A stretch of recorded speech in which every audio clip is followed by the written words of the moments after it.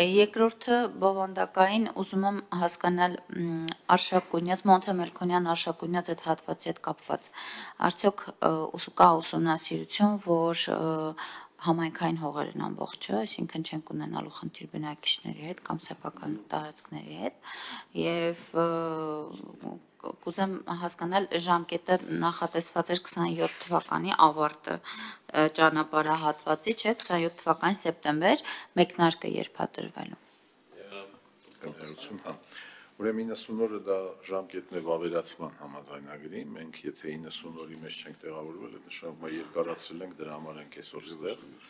Երևի թե պարոն Խաչատրյանը որ հարցներ, այդ պիտի հարցներ ժամկետի, որ դա ուշացում չի, դա մենք սահմանադրական դատարանում, երբ որ մի քիչ ձգվել ենք ժամանակի մեջ, մենք գործընկերների հետ երկարացնում ենք 30 օրով վավերացման գործընթացը, հիմա այդ process-ի մեջ ենք, դա վերաբերվում է դրան։ Ուժի մեջ մտնել նշանակում է այն օրվա ստորագրվածը ուժի մեջ է մտնում, երբ որ ազգային ժողովը այս 90 օրվա մեր դեպքում պլյուս եւս մեկ ամի ժամկետի մեջ վավերացնում է, խոսքը այդ ժամկետի առումով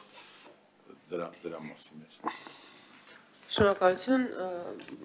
խնդրեմ։ Եթե կարելի է իրացումների մասին երկու բառ ասեմ, պարոն Հարությունյանը կոնկրետ թիվը կասի, իրացում գերակաշարի մասով կառավարության որոշումը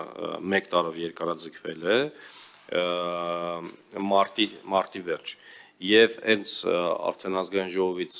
պայմանագիրը կվավերացվի, կհամարվի, որ պայմանագիրը մնում է ուժի մեջ, մենք ունենք կոնկրետ գնահատական, այնտեղ քանի մասնավոր ուրեմն սեփականություն կա, քանի տնտեսություն կա, բիզնես կա, միավորներ կա եւ բոլոր փոխհատուցումները արվելու են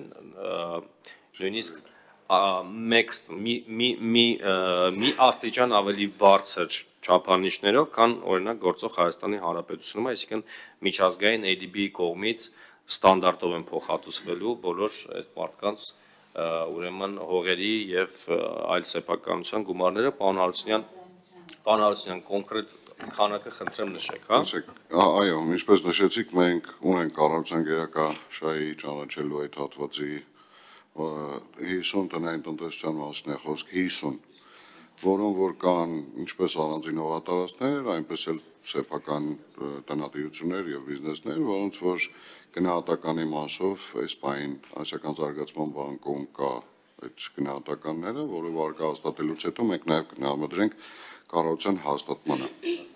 Այսինքն հստակ է այդ ճանապարհահատվածում ինչն են գնում ազդեցության գոտում եւ ոնց արնելու իրենց վերաբնակեցման կամ օտարման գործընթացը, ինչի համար որ կա նախատեսված նաեւ գումար։